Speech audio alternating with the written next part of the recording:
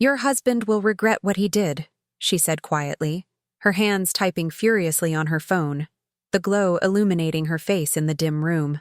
Pretend I'm your daughter. I stared at the screen, the words falling like stones into my shattered heart. Today, I'm going to tell you something I never thought I would share. And if for even a second this feels familiar, I only ask that you like this video and subscribe. It will help me keep opening my heart. My name is Evelyn. I'm 73 years old, and I live in a cramped apartment in Queens, New York. The walls are stained with years of neglect, the paint peeling like old scabs.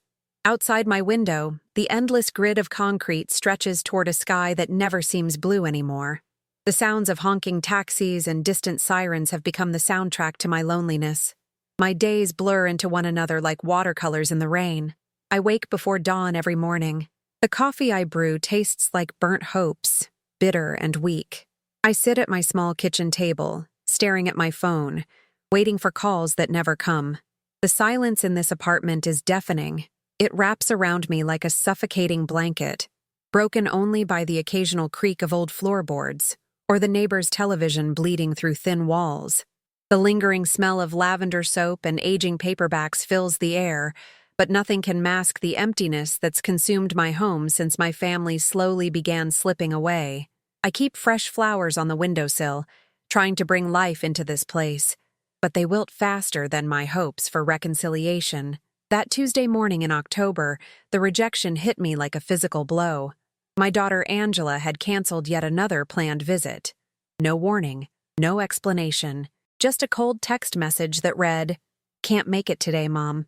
Something came up. Something. Always something more important than her 73-year-old mother sitting alone in Queens, counting the hours until someone might remember I exist. I held that phone in my trembling hands, reading those words over and over until they burned into my retinas. Months of unanswered texts piled up like dirty dishes in my sink. The anticipation of seeing her face had long since drained from hopeful expectation into hollow dread. Every time I heard footsteps in the hallway, my heart would leap, thinking maybe today would be different. But those footsteps always passed by my door. I reached for my old photo album, the one with yellowed pages and corners worn soft from years of touching. The faces smiling back at me felt like ghosts. There we were at Central Park, all of us laughing at something I can't even remember now. Angela was 12, her gap-toothed grin wide as she hugged my arm. My son Michael had chocolate ice cream smeared across his cheek. We looked like a real family then. We looked happy. But photographs lie, don't they? They capture a single moment and make you believe it was forever. Reality had long since scoured those illusions away. The people in those pictures had become strangers wearing familiar faces, speaking words crafted to extract rather than embrace. I gave my life to this family. Every breath, every dollar, every ounce of strength I possessed went to making their dreams possible. I worked double shifts at the diner on Roosevelt Avenue, my feet screaming in those cheap shoes, just to pay for Angela's college tuition. I cleaned office buildings downtown until 3 in the morning, then came home to pack school lunches and help with homework. My hands are still scarred from years of industrial cleaning chemicals. The smell never completely washes off. When Angela graduated with her business degree, she hugged me tight and whispered, "I couldn't have done it without you, Mom." For a moment, I felt like every sacrifice had been worth it. I believed those words came from her heart. I was wrong. I nursed both my children through every childhood illness. Chickenpox, broken bones, heartbreaks, teenage rebellion. I was the one who stayed up all night with cool washcloths and warm soup. I was the one who listened to their fears and dreams without judgment. I was the rock they built their lives upon, never thinking that rocks can crumble too. My husband Richard died 7 years ago. Heart attack at 68. I remember the night it happened like it was yesterday. We were watching the evening news when he just collapsed. No warning, no goodbye. The paramedics worked on him in our living room while I pressed myself against the wall, watching my world shatter in real time. After the funeral, I thought my children would draw closer. Loss has a way of reminding you what matters, doesn't it? Instead, they began to circle like vultures. The conversations turned to my assets, my investments, my will. questions wrapped in concern but sharp with calculation. Mom, are you sure you can manage all this alone? Maybe we should help you with your finances. Angela married Robert 3 years after her father's death, a smooth-talking financial advisor with perfect teeth and empty eyes. From the moment I met him, something felt wrong. He had this way of looking right through me, like I was furniture to be appraised and possibly discarded. During their wedding reception at that fancy hotel in Manhattan, he pulled me aside and said, "Don't worry about Angela anymore, Evelyn. I'll take care of everything now." The way he said it made my skin crawl. Within months, the requests started, always presented as emergencies or opportunities too good to miss. Mom, Robert found this amazing investment opportunity. We just need $15,000 to get started. Or, Mom, the down payment on our house fell through. Could you help us out just this once? Just this once became a monthly ritual. I remember one particular winter night, snow falling thick outside my window. Angela called crying, "Mom, I'm so scared. Robert says we might lose everything if we don't come up with $25,000 by Friday. You've always been our safety net. Please, it's just money. You'll understand." But understanding never came. Instead, I watched my savings account drain like bathwater down a broken pipe. My retirement fund, built over decades of scrimping and sacrifice, disappeared into their ventures and lifestyle upgrades. They bought a house in Westchester County with a 3-car garage while I clipped coupons and counted pennies for groceries. The manipulation was an art form, wrapped in smiles and backhanded gratitude. At family dinners, my words were met with cold silence or subtle jabs about my age, my memory, my outdated opinions. "You don't need to worry about these things, Mom," Robert would say, patting my hand like I was a confused child. "These financial matters are beyond your understanding." When I tried to ask questions about where my money was going, Robert would exchange that look with Angela. You know the one I mean. That look that says the old woman is getting difficult again. "We appreciate everything you've done for us, Mom," Angela would say, her voice sweet, but her eyes distant. "But you raised us to be independent. You should trust our judgment." Trust. Such a small word for such an enormous betrayal. The loneliness was crushing. My birthdays came and went unnoticed. Not even a phone call. When arthritis began gnawing at my joints and I called Angela for help getting to a doctor's appointment, she said she was too busy. "Can't you take an Uber, Mom? I'm in the middle of something important." Something important. Always something more important than the woman who sacrificed everything to give them life. One morning in December, while folding the laundry that seemed to multiply overnight, I found a bank statement that had been tucked between Michael's old shirts. My hands shook as I read the numbers. $28,000 had been transferred from my account without my knowledge or consent. My signature had been forged. The money went directly to one of Robert's business ventures. The betrayal hit me like a freight train. I crushed the coffee cup I was holding, white ceramic shards cutting into my palm. Hot coffee spilled across the bank statement, the numbers bleeding into brown stains. But no sound came from my lips. Only silent tears rolling down my cheek like rain on a window. For the first time in decades, I thought, maybe I can say no. The fear was paralyzing. Would I lose them completely if I stopped being useful? Would I die alone in this apartment with no one to find me until the smell alerted the neighbors? The questions tormented me night after night. But beneath the fear, something else was growing. Anger. Not the hot, explosive kind, but the cold, steady burn of dignity finally awakening. I packed away the old photos, sealing decades of memories in a cardboard box. Each picture felt like a small funeral, burying the illusion of the family I thought I had. As I taped the box shut, I whispered to myself, "You deserve better than this." Standing in front of my bathroom mirror that night, I barely recognized the woman staring back at me. Her face was weathered by years of selfless giving. Her eyes held too much sadness and not enough hope. But there was something new there too, a spark of defiance I hadn't seen in years. "Enough," I told her. She nodded back. When I finally confronted Angela about the stolen money, her reaction shattered what remained of my maternal illusions.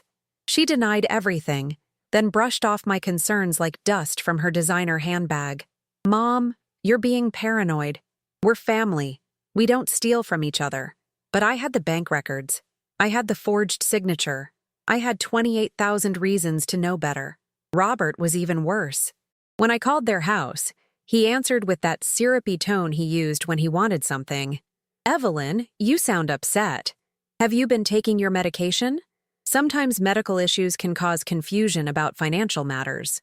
The audacity took my breath away. He was suggesting I was mentally incompetent, laying groundwork to dismiss any accusations I might make.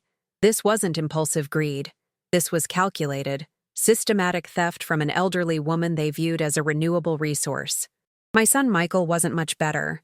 When I called him in desperation, hoping for an ally, he sighed like I was interrupting something important. "Mom, I don't want to get involved in this drama between you and Angela. Can't you just work it out between yourselves?" Drama. He called my fear and pain drama. The isolation was complete. My own children had formed a wall around their guilt, protecting each other while leaving me outside in the cold. I felt like I was screaming in a soundproof room, my words bouncing back at me with no one listening. But then there was Rosa. Rosa Gonzalez lived in the apartment below mine with her grandmother Maria. She was 26 years old with kind eyes and a smile that reached all the way to her soul. Unlike my own family, Rosa noticed when I was struggling. She'd knock on my door on Saturday mornings with fresh coffee and homemade empanadas. "Mrs. Patterson," she'd say in her gentle voice, "Abuela made too much food again. Would you help us out?" We both knew Maria hadn't made too much food. Rosa was making sure I had something decent to eat. Her kindness was a lifeline I hadn't realized I desperately needed. When I told her about Angela's canceled visits, Rosa listened without judgment. When I mentioned feeling forgotten, she made a point to include me in their family's Sunday dinners. "Family isn't just blood," Rosa told me one evening as we sat on her grandmother's couch, sharing flan and stories. "Family is people who show up when you need them." Her words planted a seed in my mind. Maybe I'd been defining family all wrong. That morning when Robert called asking for another loan, I felt something shift inside my chest. The familiar wave of guilt and obligation crashed against a new wall of self-respect. "No," I said. The word felt foreign on my tongue. When was the last time I'd said no to my family without immediately following it with apologies and explanations? "Excuse me?" Robert's voice carried a sharp edge of surprise. "I said no. I won't be lending any more money." The silence stretched between us like a taut wire. When he finally spoke, his tone had changed completely. Gone was the sweet manipulation. What remained was cold and calculating.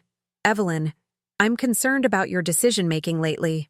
Angela and I have been discussing whether you're still capable of managing your affairs alone. This kind of sudden behavioral change could indicate some serious health issues." The threat was clear. Refuse to cooperate, and they'd pursue legal action to declare me mentally incompetent. But instead of fear, I felt clarity. This confirmed everything I suspected about their motives.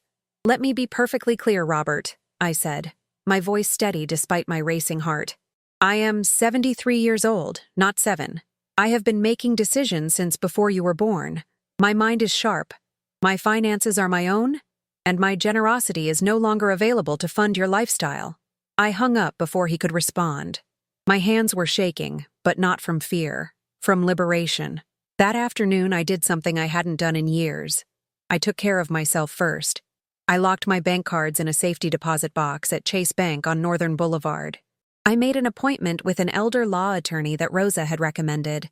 I enrolled in a support group at the community center in Harlem, where other people my age shared stories of financial abuse by family members. For the first time in years, I slept through the night. No anxiety dreams about disappointing my children. No middle-of-the-night worries about whether I'd have enough money to survive my final years. Just deep, peaceful sleep in my own bed, in my own apartment, on my own terms. The family confrontation was inevitable. Angela called 3 days after my conversation with Robert, her voice tight with barely controlled anger. "Mom, what's gotten into you? Robert says you've been acting strange. We're worried about you." "I'm fine, Angela. In fact, I'm better than I've been in years.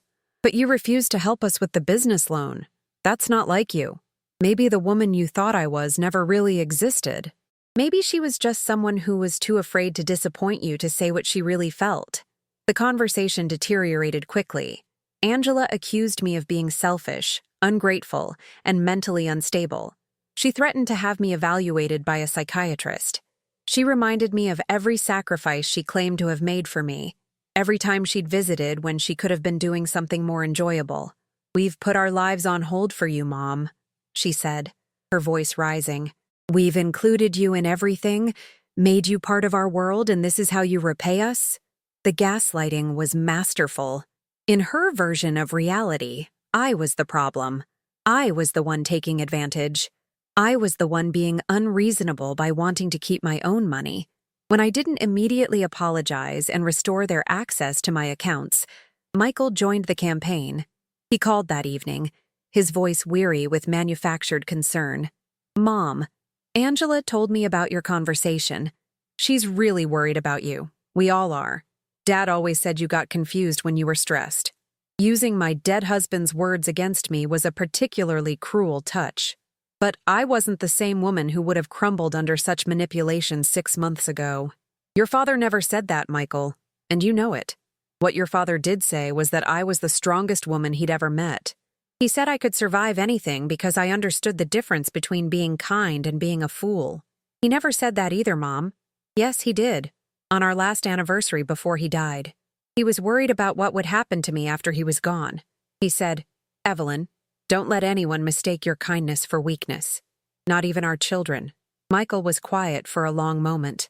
Maybe some part of him remembered that conversation too. Maybe some part of him felt ashamed of what they'd become, but shame is a luxury when you're used to easy money. "Look, Mom," he said finally, "maybe you just need some time to think this through. These sudden changes in behavior can be signs of dementia or depression. Angela thinks we should schedule you for some tests." The threats were getting more direct, but I'd already prepared for this. "I've already been tested, Michael. Last week at Mount Sinai. Perfect cognitive function. The report is on file with my attorney. Would you like his number?" Another long silence. Then a click. He'd hung up on me. That was when I knew there was no going back. The people I'd raised, loved, and sacrificed for were willing to destroy my reputation and independence rather than lose access to my bank account. The realization was devastating and liberating at the same time. Rosa found me crying on my fire escape that evening, watching the sun set over the Queen's skyline. She didn't ask questions, just sat beside me and held my hand while I grieved for the family I'd lost, or maybe never really had. "It hurts now," she said softly, "but you're going to be okay. You're stronger than you know." I wanted to believe her. Some days I did. The family meeting was Angela's idea. She arranged it for a Sunday afternoon in February, suggesting we all meet at their house in Westchester to clear the air and get back to being a real family again. The invitation came with a dose of subtle manipulation. "Bring the photo albums, Mom. Let's remember the good times." I almost declined. The old Evelyn would have. She would have been too afraid of conflict, too desperate to maintain peace at any price. But I wasn't her anymore. I arrived at their house carrying a small bag and wearing a new dress I'd bought with money that had once been earmarked for their latest emergency. The dress was navy blue with small white flowers. It made me feel elegant and strong. Rosa had helped me pick it out. "You look beautiful, Mrs. Patterson," she'd said when I tried it on. "You look like yourself again." Their house was even more impressive than I remembered. The 3-car garage, the professionally landscaped yard, the expensive furniture visible through the bay windows, all of it purchased with money that should have been securing my old age. Angela greeted me at the door with a performance of warmth that would have won awards. Her smile was bright, her hug was tight, and her words were carefully chosen to sound loving while establishing the narrative she wanted. "Mom, you look wonderful. We've missed you so much. Come in, come in. Robert's making his famous pasta sauce, and the kids are so excited to see Grandma." The grandchildren were 7 and 9 years old, sweet kids who'd been coached to give me extra attention. They showed me their drawings, told me about school, and asked if I'd brought them presents. I had, of course. Some habits die hard, but I watched Angela and Robert watching me, calculating my responses, measuring my mood. They were looking for signs of the confusion they'd been claiming I suffered from. They wanted ammunition for their case that I was no longer competent to make my own decisions. During dinner, Robert dominated the conversation with stories about his business successes. He mentioned several profitable investments, describing the returns in impressive detail. I couldn't help but wonder how much of those profits came from my stolen money. "Things are really turning around for us," he said, carving the roast beef with theatrical precision. "We're finally getting ahead after some tough years." Tough years. That's what he called the period when they were systematically draining my savings. "That's wonderful," I said calmly. "I'm glad my money was helpful in getting you back on your feet." The comment landed like a slap. Angela's fork clattered against her plate. Robert's jaw tightened. The children continued eating, oblivious to the tension. "Your money?" Angela's voice carried a dangerous edge. "Mom, you know we've always been grateful for your support, but it's not like we forced you to help us. You offered. I offered because I thought you needed help. I didn't offer to fund a lifestyle I couldn't afford for myself." Michael chose that moment to arrive with his wife Sarah and their teenage daughter. Perfect timing. Now the full family was assembled for whatever intervention they had planned. The conversation turned to my living situation. Were the stairs in my apartment building becoming difficult to manage? Was the neighborhood getting too dangerous for someone my age? Wouldn't I be more comfortable in a nice assisted living facility where people could look after me? "We've been looking at some places," Sarah said in the tone you'd use with a small child. "There's a beautiful facility in White Plains with wonderful activities and medical care on site. And it's much more expensive than my current rent," I replied. "Funny how you're all concerned about my finances when it comes to spending my money, but not when it comes to stealing it." The word stealing hung in the air like smoke from a fire. You could feel everyone holding their breath, waiting to see who would speak first. It was Robert who broke the silence.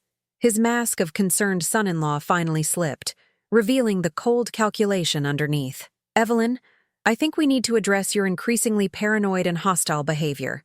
This isn't the loving mother and grandmother we've known for years. These accusations of theft, this sudden refusal to help family members in need, this isolating behavior, these are all warning signs of cognitive decline." He pulled out a folder filled with printed documents, website articles about dementia symptoms, contact information for geriatric psychiatrists, brochures for memory care facilities. He'd come prepared for this conversation. "We love you too much to watch you deteriorate without intervention," Angela added, taking my hand across the table. "We want to help you get the care you need." The concern in her voice sounded so genuine that for a moment, I almost doubted myself. Had I misunderstood the situation? Was I really becoming paranoid and difficult? Were these people who loved me trying to help, and I was too confused to recognize it? But then I saw Robert's expression when he thought I wasn't looking. Satisfaction. Relief. The look of someone whose plan was working perfectly. I thought about the attorney I'd consulted, the cognitive tests I'd passed, the bank records that proved systematic theft. I thought about Rosa's kindness, offered without expectation of return. I thought about the woman in my mirror who'd finally decided she deserved better. "No," I said simply. "Mom?" Angela squeezed my hand tighter. "No, what?" "No, I won't be evaluated by your psychiatrists. No, I won't be moving to the facility you've selected. No, I won't be returning to the relationship where you pick my pocket while pretending to care about my well-being." I reached into my bag and pulled out the folder I'd prepared. Bank statements, canceled checks, legal documents, and medical records. My evidence against their accusations.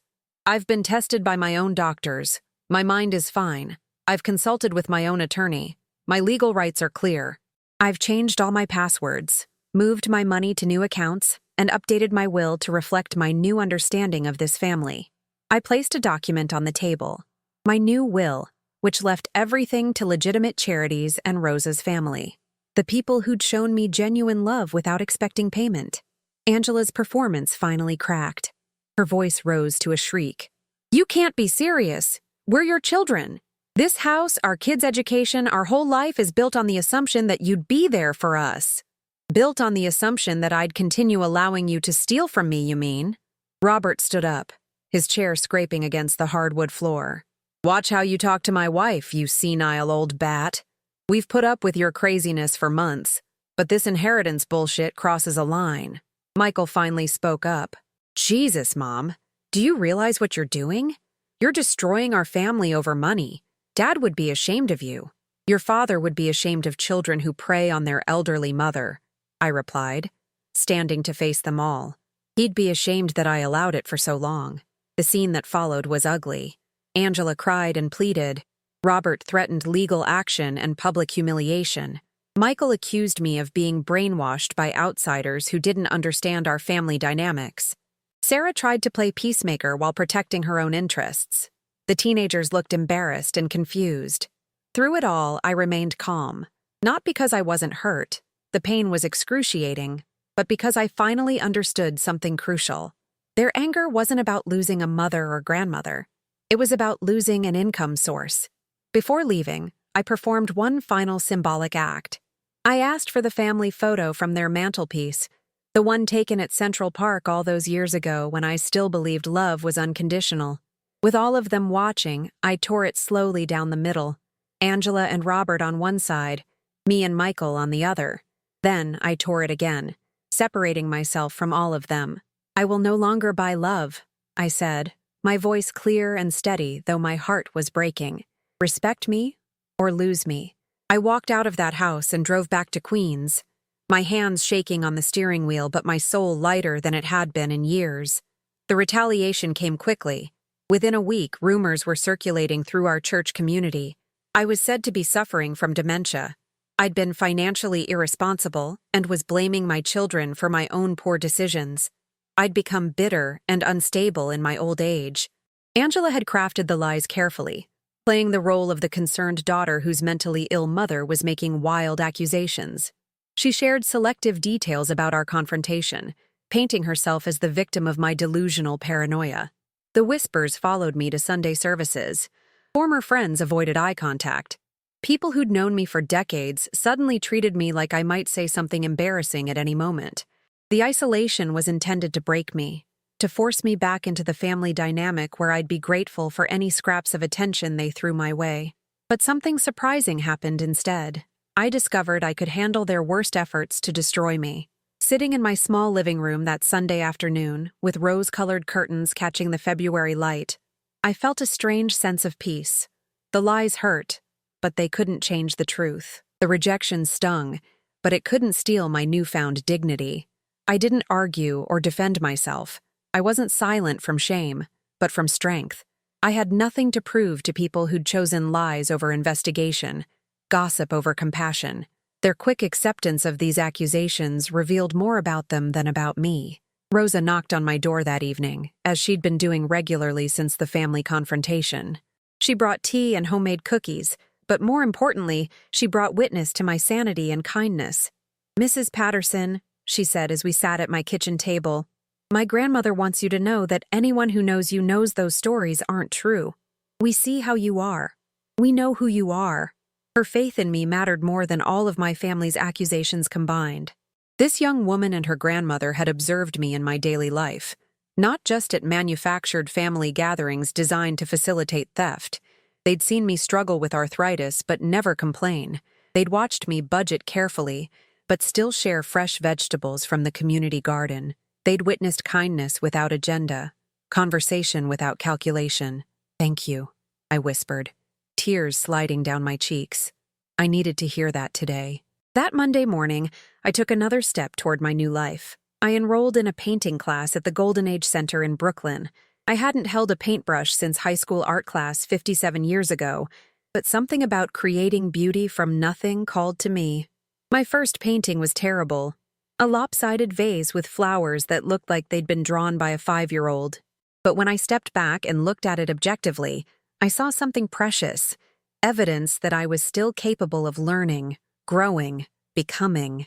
"Art is like healing," said Margaret, our instructor, a woman in her 80s with paint-stained fingers and bright, intelligent eyes.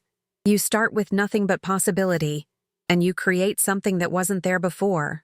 Week by week, my paintings improved, but more importantly, my spirit healed. The colors I mixed on my palette were more vibrant than anything in my apartment. The strokes I made across the canvas felt like acts of rebellion against the gray sadness that had defined my life for too long. I painted sunsets that reminded me of hope. I painted flowers that bloomed despite concrete. I painted a self-portrait where the woman looking back had clear eyes and a slight smile, someone who'd found peace with herself. Through the art class, I reconnected with parts of myself I'd forgotten existed. I'd been so defined by my relationships to other people, as a mother, as a wife, as a source of financial support, that I'd lost track of who Evelyn was when she was alone with her own thoughts. I began to remember the girl I'd been before marriage and motherhood consumed me. The girl who'd dreamed of traveling to places where she could watch sunrises over oceans. The girl who'd loved reading poetry and imagining what it would be like to write her own verses. The girl who'd believed she could be anything she chose to be. That girl was still inside me, waiting patiently for permission to emerge. I also reconnected with friends from before children became my whole world. Linda Morrison, who'd worked with me at the diner 40 years ago, was widowed now too, and living alone in Astoria. When I called her out of the blue, she sounded delighted to hear from me. "Evelyn Patterson, I was just thinking about you last week. Do you remember that time we got caught in that blizzard and had to sleep in the diner because we couldn't get home?" We talked for 2 hours, filling in decades of missed connection. Her children had moved to different states for careers and rarely visited. She understood the loneliness, the feeling of being forgotten by people you'd given your life to create and nurture. "It's like we raised them to be successful, independent adults," Linda said with a rueful laugh. "And then we're surprised when they actually become successful, independent adults who don't need us anymore." But Linda had found ways to create meaning beyond motherhood. She volunteered at an animal shelter, fostering elderly dogs that nobody wanted to adopt. She'd learned to use a computer and now wrote reviews of books for a website dedicated to senior readers. She'd started taking dance classes at the community center. "You know what I learned?" she told me during one of our long phone conversations. "I spent 50 years being indispensable to other people, and I forgot to be essential to myself." Her words became a mantra I repeated during difficult moments. My apartment began to change along with my mindset. I bought brighter curtains that let in more light. I replaced the faded family photos with my own paintings. I invested in comfortable furniture for myself instead of keeping everything nice for visitors who rarely came. The fresh flowers on my windowsill were no longer an attempt to mask something unpleasant, but a celebration of beauty for its own sake. I treated myself to small luxuries I'd denied myself for years. Good coffee, soft towels, books I wanted to read instead of practical guides to managing other people's problems. Rosa's visits became a highlight of my weeks. She'd moved beyond checking on me to genuinely enjoying my company. We'd watch old movies together, share stories about our different generations, and laugh about the absurdities of modern life. "You know what I love about you, Mrs. Patterson?" she said one evening as we shared Chinese takeout and watched Casablanca. "You never make me feel like I should be someone else. My own family is always criticizing my choices, trying to fix me, but you just accept me exactly as I am. That's what real love does," I told her. "It doesn't set conditions or demand changes. It just says, you are enough." I realized I'd never felt that kind of acceptance from my own children. Their love had always come with expectations, requirements, and eventually, prices. Months passed. Spring arrived in Queens like a gentle surprise, turning the cemetery across from my building into a carpet of green dotted with yellow flowers. I celebrated my 74th birthday not at a family gathering, but at a small party Rosa and her grandmother organized in their apartment. Maria had made a chocolate cake from scratch and invited 2 other elderly women from our building. We played cards, told stories, and laughed until my sides hurt. When I blew out my candles, I made a wish I never could have imagined a year before, that I would continue growing into the person I was meant to be. The birthday passed without acknowledgement from Angela or Michael.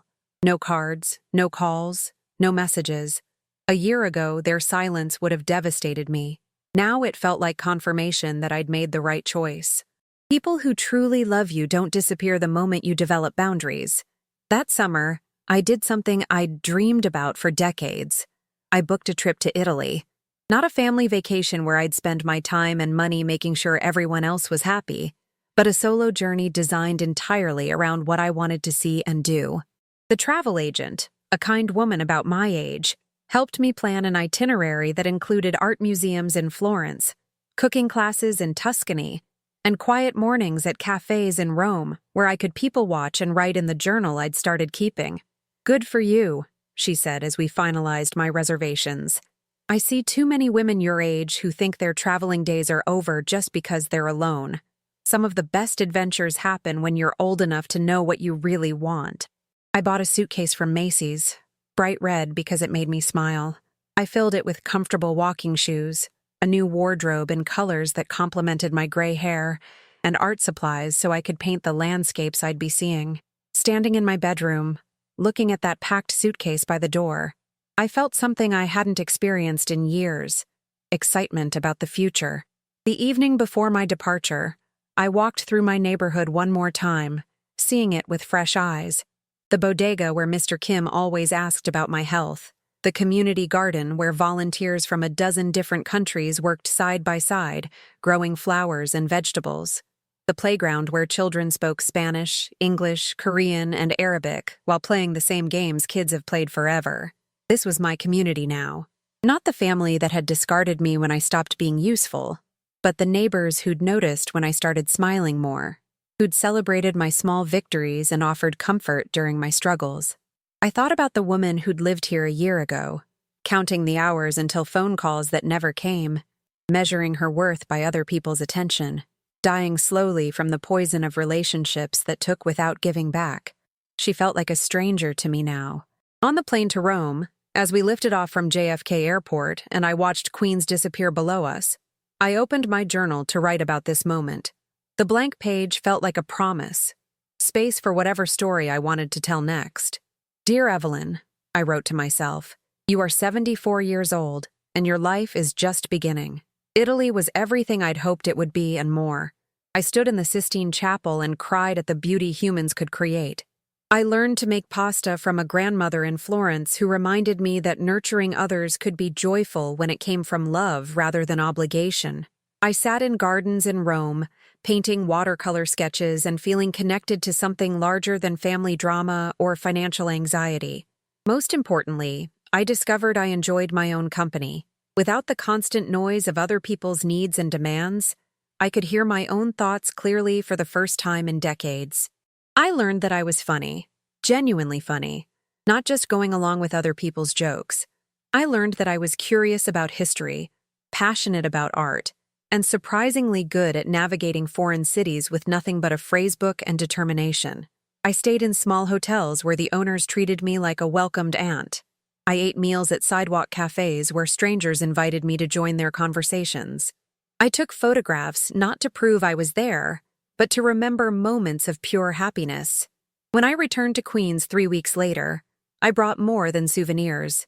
I brought a transformed understanding of who I could be when I wasn't apologizing for existing. Rosa met me at my apartment with flowers and stories about what I'd missed while I was gone.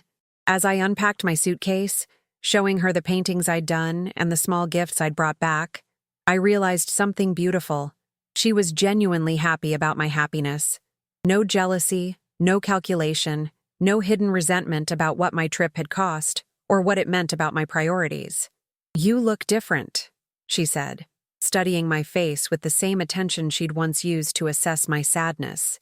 "You look like someone who's been exactly where she wanted to be." That Christmas, I received no cards from my children, no invitations to holiday dinners, no requests to host family gatherings, no acknowledgement that I existed.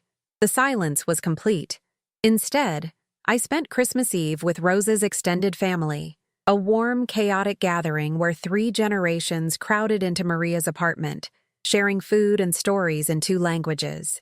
They included me, not because I could provide something useful, but simply because I was there and they had room at their table.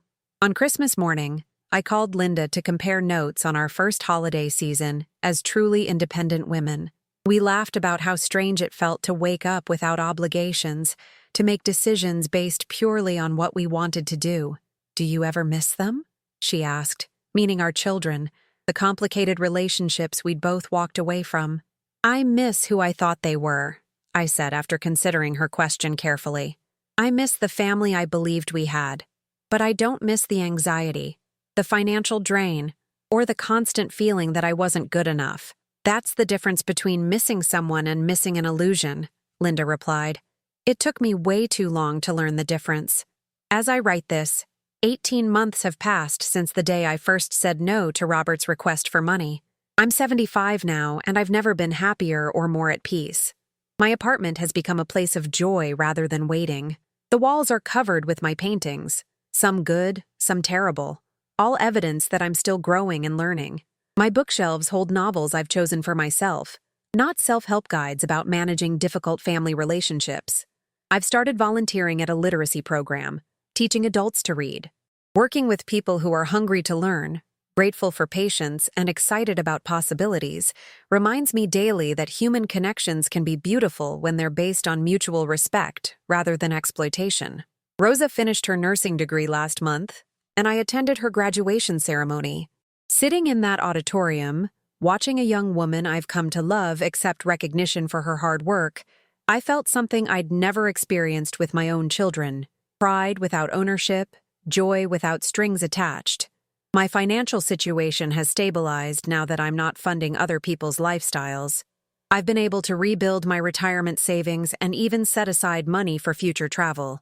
Next spring, Rosa and I are planning a trip to Ireland together. My treat, but my choice. I still think about Angela and Michael sometimes. I wonder if they ever miss the mother they discarded when she stopped being profitable. I wonder if they've learned to take care of themselves, or if they've found other sources of easy money. I wonder if they'll ever understand the difference between family and exploitation.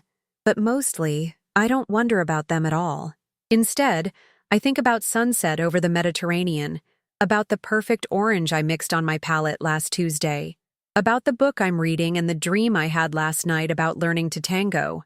I think about Rosa's grandmother teaching me to make empanadas, about Linda's latest funny story about her adopted dog, about the letter I received from a student who learned to read well enough to write to me in careful, proud handwriting. This morning, as I sit at my kitchen table writing in my journal, I can hear children playing in the courtyard below. Their laughter floats up through my window like music. The coffee I'm drinking tastes rich and full of promise. The sun is shining through those bright curtains I bought for myself, painting everything in warm, golden light.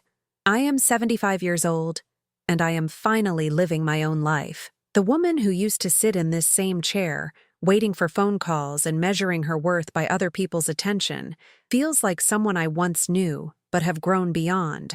She wasn't weak or foolish. She was just trapped in a story that had been written by people who benefited from her suffering. The ending of that story required courage I didn't know I possessed. It required choosing uncertainty over familiar pain, self-respect over desperate acceptance. It required believing I deserved better, even when the people who should have loved me most insisted I didn't. I learned that family isn't automatically created by blood or legal documents. Real family is built through consistent kindness, mutual respect, and genuine care for each other's well-being. Real family doesn't require you to buy your place at the table. I learned that saying no isn't selfish when you're being asked to enable your own exploitation. Setting boundaries isn't mean when those boundaries protect your dignity and resources from people who would drain both without conscience. I learned that loneliness and solitude are completely different experiences. Loneliness is feeling invisible and unvalued even when surrounded by people. Solitude is enjoying your own company and choosing how to share it. Most importantly, I learned that it's never too late to become who you were meant to be. At 75, I'm still discovering parts of myself that were buried under decades of trying to be what other people needed. I'm still learning new things, forming new relationships, having new adventures. The scars from those years of emotional and financial abuse haven't disappeared, but they've become part of a larger story about survival, growth, and self-discovery. They remind me that I'm stronger than I knew, smarter than I gave myself credit for, and worthy of respect, regardless of what I can provide for others. Sometimes people ask if I regret waiting so long to stand up for myself. The answer is complicated. I regret the money that was stolen, the years of anxiety, and the opportunities I missed while exhausting myself trying to earn love that was never actually available. But I don't regret the journey that brought me to where I am today. This peace, this joy, This deep satisfaction with my own life feels earned rather than given. I appreciate it more because I remember what it felt like to live without it. I also recognize that my story could have ended differently. I was lucky to have Rosa and her grandmother show me what healthy family relationships look like. I was fortunate to have enough money left to rebuild once I stopped the drain. I was blessed with good health and sharp mental faculties that made independence possible. Not everyone in my situation has those advantages, but everyone does have the right to dignity, respect, and self-determination, regardless of their age or circumstances. If you're listening to this and recognizing your own story and mine, I want you to know that change is possible at any age. The first step is always the hardest. That moment when you decide you deserve better than what you're accepting. Maybe you're 85 and think it's too late to start over. It's not.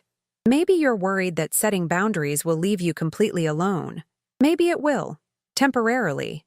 But being alone with your dignity is infinitely better than being surrounded by people who drain your resources and dismiss your humanity. Maybe you're afraid you can't survive financially without family support, not realizing that family members who truly support you don't leave you financially vulnerable or emotionally exhausted. Real support builds you up rather than wearing you down. The people who guilt-trip you for having boundaries, who threaten to abandon you if you don't meet their demands, who question your mental competence when you start protecting your interests, these people have already abandoned the relationship you thought you had. They're just angry that you've noticed. You don't owe anyone access to your bank account, your peace of mind, or your remaining years on Earth. You don't owe anyone a relationship that costs more than it gives. You don't owe anyone an apology for valuing yourself enough to say no. Your worth isn't determined by your usefulness to others. Your value doesn't decrease when you stop being convenient. Your right to respect doesn't expire when you reach a certain age. I'm sharing this story not for sympathy or vindication, but for recognition. If you've lived something similar, you're not alone, you're not crazy, and you're not asking for too much when you ask for basic human decency. And if you haven't lived this but you recognize the patterns in how you treat the elderly people in your life, there's still time to change that story. There's still time to love without agenda, to support without exploiting, to include without expecting payment. The sunset I'm watching from my window as I finish writing this isn't the end of another day. It's the beginning of whatever comes next. And for the first time in decades, I'm excited to find out what that will be. 2 years have passed since I walked out of that house in Westchester, and the woman I am now would barely recognize the woman I was then. The transformation hasn't been easy. There were nights I questioned every decision, days when the silence from my children felt like a physical wound. But with each passing month, the pain has dulled while the joy has grown brighter. Last week, something unexpected happened. I was at the farmer's market on Northern Boulevard, examining the late summer tomatoes, when I felt someone watching me. I looked up to find a woman about my age, staring at me with obvious recognition. "Excuse me," she said hesitantly, "but aren't you Evelyn Patterson from St. Mary's Church?" I nodded, bracing myself for another confrontation about my mental decline or ungrateful behavior. Instead, she smiled warmly and extended her hand. "I'm Dorothy Chen. I heard what happened with your family, and I wanted you to know. You're not alone in this. My son and his wife did something very similar to me 3 years ago. The lies they spread, the financial manipulation, the threats about my competency. I know exactly what you went through. Standing there in the morning sunshine, surrounded by the sounds of vendors calling out their prices and customers haggling in multiple languages, I felt something I hadn't expected. Vindication. Not because someone else had suffered similarly, but because someone understood that the suffering was real and undeserved. Dorothy and I spent 2 hours at a nearby cafe, comparing stories and sharing strategies for rebuilding our lives. She'd been through the same isolation from former friends, the same family intervention tactics, the same calculated cruelty disguised as concern. But she'd also found the same unexpected freedom on the other side of setting boundaries. The hardest part, she told me, stirring honey into her tea, was accepting that they never really loved me at all. They loved what I could do for them, what I could provide. Once I stopped being useful, I became disposable. I understood completely. The grieving process for living people who've chosen to treat you as expendable is more complicated than mourning the dead. With death, you remember the good times and forgive the flaws. With betrayal, you have to reevaluate everything you thought you knew about the relationship.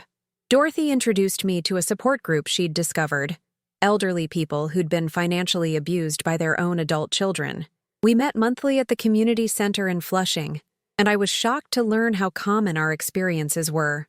Margaret, 81, whose daughter had forged her name on mortgage documents.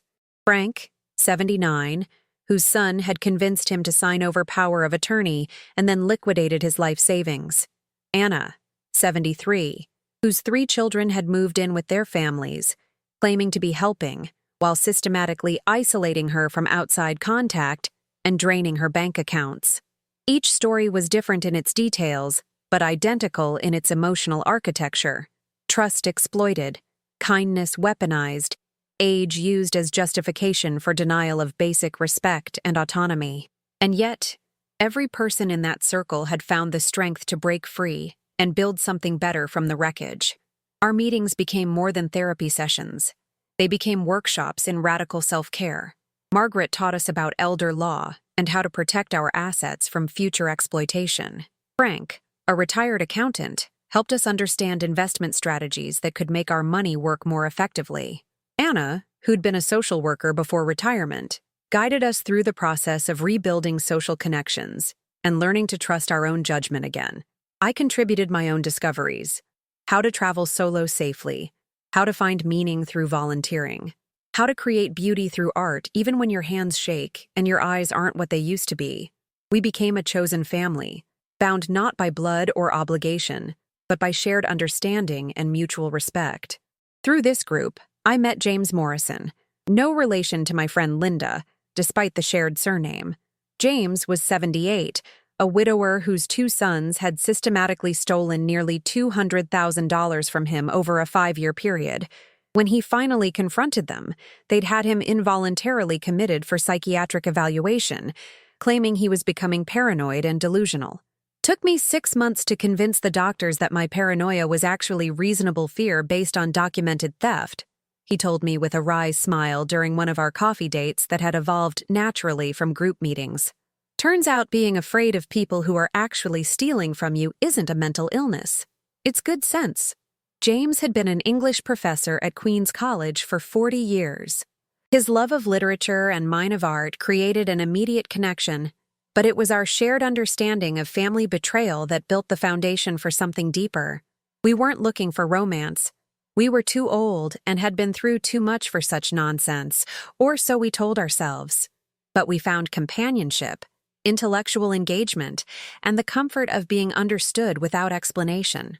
Our friendship developed slowly, built on long walks through Flushing Meadows Park, visits to museums in Manhattan, and evenings spent reading separately but together in comfortable chairs in his apartment or mine.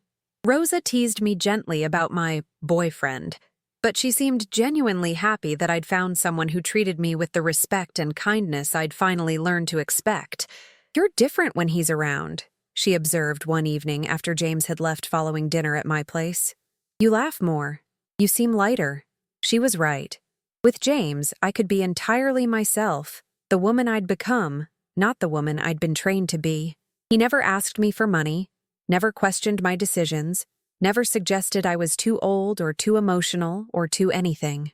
He simply enjoyed my company and made no secret of the fact that he considered my presence in his life a gift rather than a burden.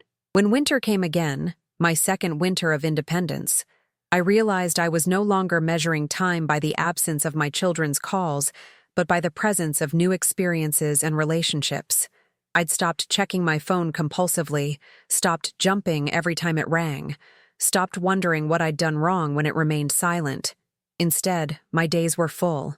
Monday mornings at the Literacy Center, Tuesday afternoons painting with Margaret's art class, Wednesday evenings at the support group, Thursday volunteer shifts at the animal shelter where I'd followed Linda's lead in fostering senior dogs that nobody else wanted, weekends with Rosa and Maria, or long conversations with James, or solo adventures exploring parts of New York I'd never taken time to see when I was focused on everyone else's needs.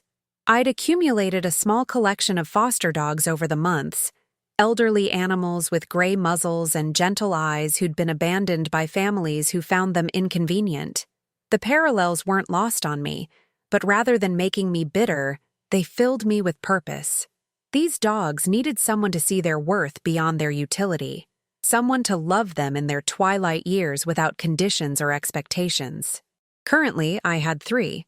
Bella, a 14-year-old golden retriever with cloudy eyes and a patient temperament. Oscar, a 12-year-old beagle who'd been surrendered when his family decided his arthritis made him too much trouble.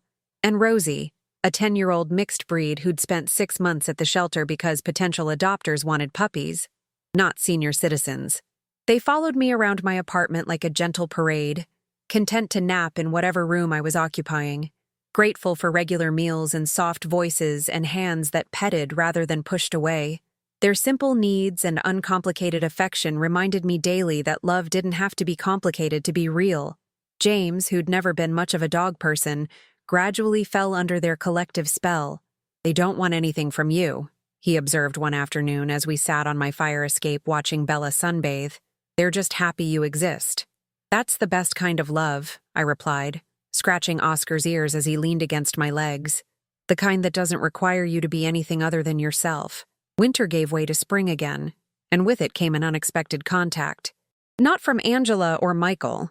Their silence remained absolute. But from my granddaughter Emma, Angela's older child, who was now 20 and in college. The message came through Facebook, which Rosa had helped me set up primarily to stay connected with other members of our support group. Emma's profile picture showed a young woman with my late husband's eyes and my own stubborn chin. Her message was brief but charged with emotion. "Grandma Evelyn, I know Mom said I shouldn't contact you, but I can't stop thinking about what happened. I'm old enough now to understand that something was really wrong with how our family treated you. I don't know if you want to hear from me, but I wanted you to know that I never stopped loving you, and I'm sorry for the things that were said and done. If you're willing, I'd like to see you." I stared at those words for a long time, feeling a complex mixture of joy and caution. Emma had been 11 during the worst of the financial abuse, 12 during the family confrontation, old enough to witness but probably too young to fully understand the dynamics at play. I wondered what she'd been told about my mental decline and sudden hostility, what stories Angela had crafted to explain my absence from their lives. But I also remembered the little girl who used to braid my hair and ask if she could help me bake cookies, the child who'd always seemed to genuinely enjoy my company, who'd ask thoughtful questions and listen to my stories with real interest. If there was any hope for healing any part of what had been broken, perhaps it lay with the third generation rather than the second. I discussed it with James, with Rosa, with my support group. The consensus was cautious, but supportive. Dorothy reminded me that adult children sometimes use grandchildren as emotional ammunition, reaching out when they want something or trying to manipulate through proxy. Frank warned about the possibility of reconciliation attempts that were actually intelligence-gathering missions. But Margaret, whose own granddaughter had eventually reached out to rebuild their relationship, encouraged me to at least respond. "The worst thing that can happen is you'll be disappointed again," she said. "But you're strong enough to handle that now, and the best thing that can happen might surprise you." I crafted my response carefully, with James helping me find the right balance between warmth and appropriate boundaries. "Dear Emma, I was surprised and touched to receive your message. I've missed you terribly and have wondered how you were growing up. I'd be happy to see you if you're sure that's what you want. However, I need you to understand that my relationship with your mother remains difficult, and I won't apologize for protecting myself from behavior that wasn't acceptable.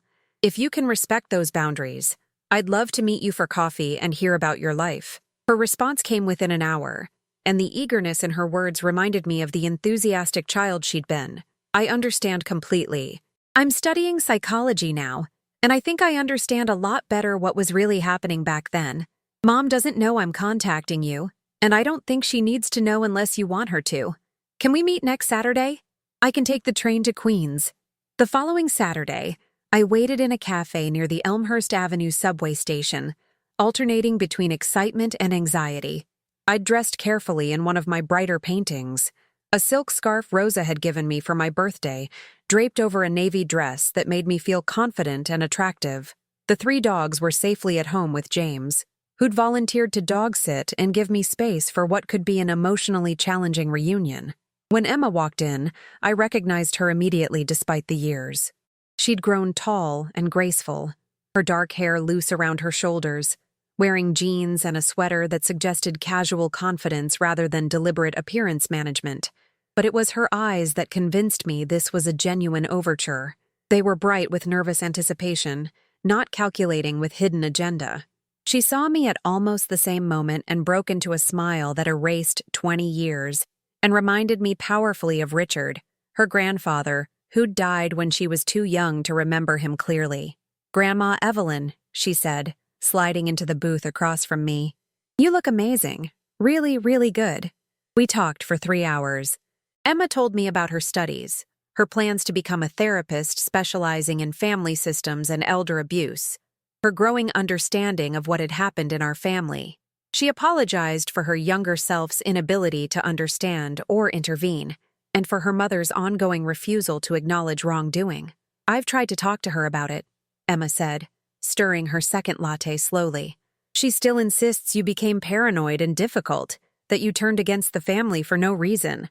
But I remember how worried you always looked when they were talking about money, how quiet you got when Robert was explaining his business deals, and I remember how much happier you seemed the few times I saw you without them around." Her insight was remarkable for someone who'd been so young during the worst of it. But then, children often see more than adults give them credit for, especially when they're watching someone they love being hurt. "The thing is," she continued, leaning forward with intensity, "I see the same patterns starting with my younger brother now. He just turned 18, and they're already talking about how he needs to help with family expenses, how he should consider staying home for college to save money that could go toward family investments. It makes me sick." The conversation shifted then from healing old wounds to potentially preventing new ones. Emma had been researching financial abuse in families for a class project, and the more she learned, the more she recognized her grandparents' and Robert's behavior patterns. She was determined not to let her younger brother Daniel fall into the same trap of exploitation that had ensnared her grandmother. "Would you be willing to talk to him?" she asked. "Not about Mom and Robert specifically, but about financial literacy, about protecting yourself from family pressure? He respects you, or at least he did before all this happened. Maybe if he understood the warning signs." I agreed, with the caveat that any communication with Daniel needed to happen with his full knowledge of the family dynamics and his conscious choice to maintain contact despite his parents' disapproval. Emma assured me that Daniel was already questioning some of the family narratives about my behavior, and would likely welcome the opportunity to form his own opinions. That meeting led to others. Emma began visiting regularly, sometimes alone, and sometimes with Daniel, who turned out to be a thoughtful young man with his grandfather's mechanical aptitude and his grandmother's artistic eye. He was studying engineering at a community college, but working part-time in a restaurant to pay expenses that his parents insisted were his responsibility, while contributing significant portions of his paycheck to household expenses and Robert's latest business ventures. The parallels to my own children's young adulthood were unmistakable and heartbreaking. But Daniel, armed with information about manipulation tactics and financial abuse, was better equipped to resist the pressure than Angela and Michael had been at his age. "They keep saying family helps family," he told me during one of our walks through the park. "But it seems like the help only goes one direction. When I needed money for textbooks, they said I should take out loans to learn financial responsibility. But when Robert needed money for his investment account, that was a family emergency that required everyone to pitch in.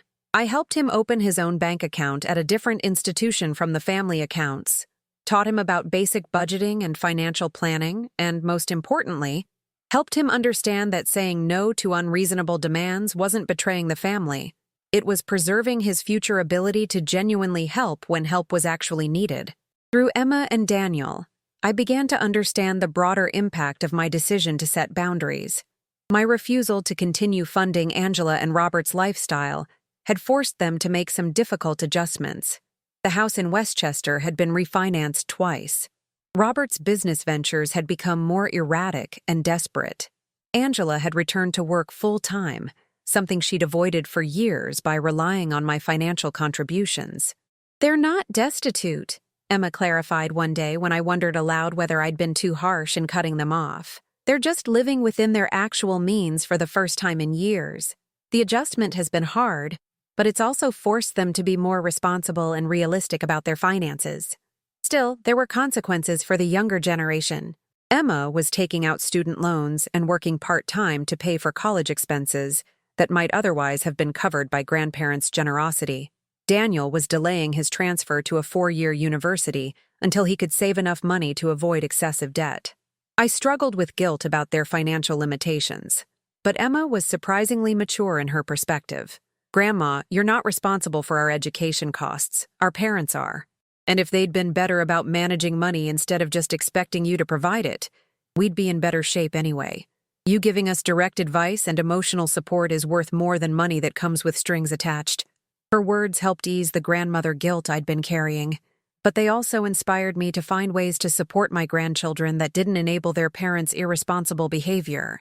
I established small savings accounts for both Emma and Daniel, contributing modest amounts monthly that would be available for genuine educational or career-building expenses. More importantly, I offered them something their parents never had: unconditional support that wasn't contingent on financial exploitation or emotional manipulation. As my relationship with Emma and Daniel deepened, I occasionally heard updates about Angela and Michael indirectly. Angela was struggling with the social consequences of the rumors she'd spread about my mental health. Some people had begun questioning the stories when I was obviously thriving independently. Michael had apparently gone through a messy divorce that left him financially strained and looking for alternative sources of support.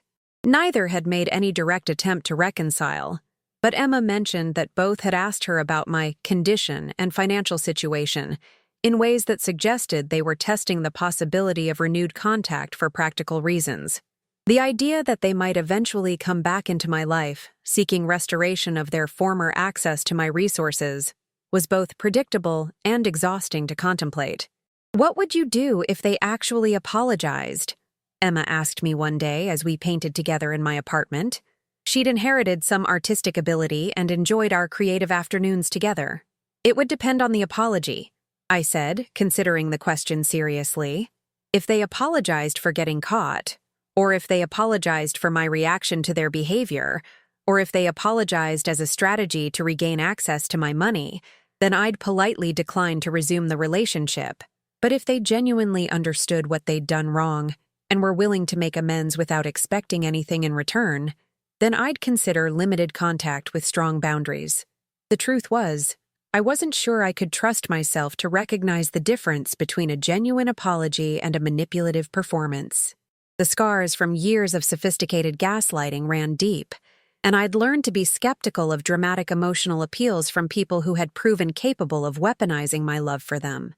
But I also recognized that people could change, especially when facing real consequences for their behavior. If Angela and Michael ever reached a point where they genuinely understood the harm they'd caused and were willing to accept responsibility without expecting forgiveness to restore their former privileges, I might be open to cautious communication focused on rebuilding trust rather than reviewing old grievances. For now, though, I was content with the family I'd chosen and built, rather than the family I'd been born into. Rosa had become the daughter I'd always hoped for, someone who valued my advice, enjoyed my company, and supported my decisions without expecting payment for her loyalty. James had become a partner in the truest sense, someone whose life was enhanced by my presence and who enhanced mine in return, without either of us needing to be anything other than ourselves. Emma and Daniel represented the possibility that family relationships could span generations, even when intermediate connections were severed. Their love for me wasn't about what I could provide, but about who I was as a person, and their respect for my decisions to protect myself had actually strengthened their trust in my judgment rather than undermining it. The dogs, in their simple way, had taught me that love could be both unconditional and uncomplicated. Margaret and the other members of my support group had shown me that trauma could be transformed into wisdom, and isolation could evolve into carefully chosen connection.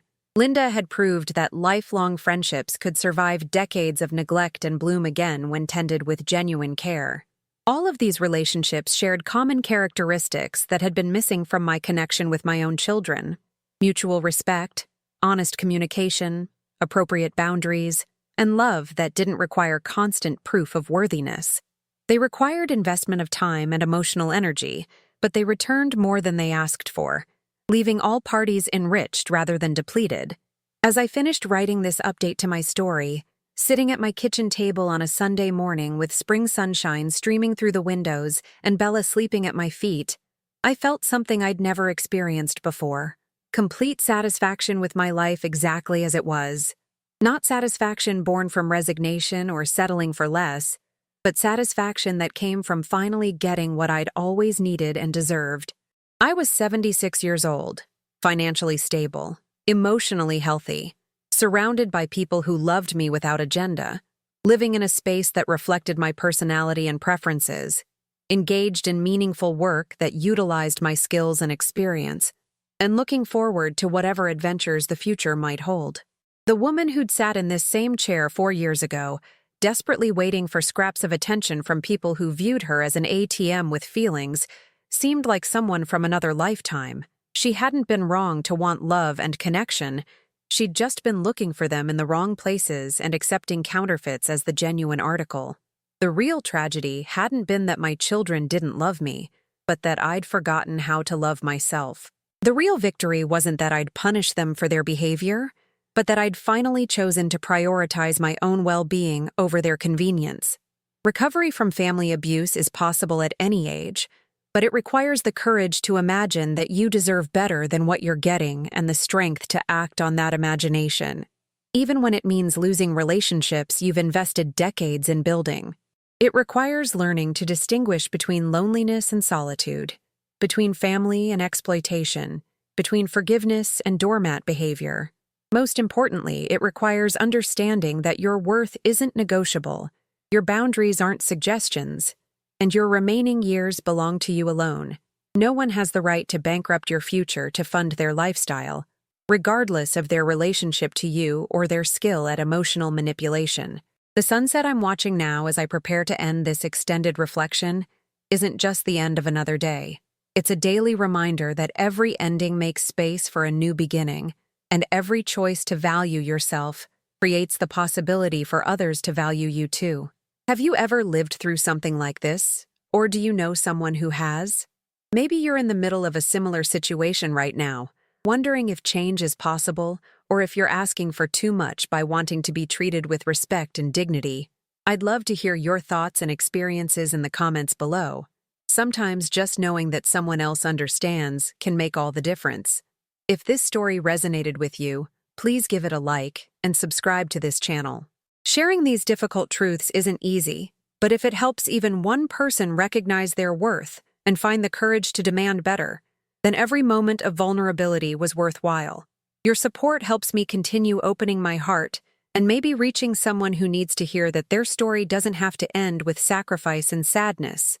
Remember, you are never too old to start living for yourself instead of everyone else.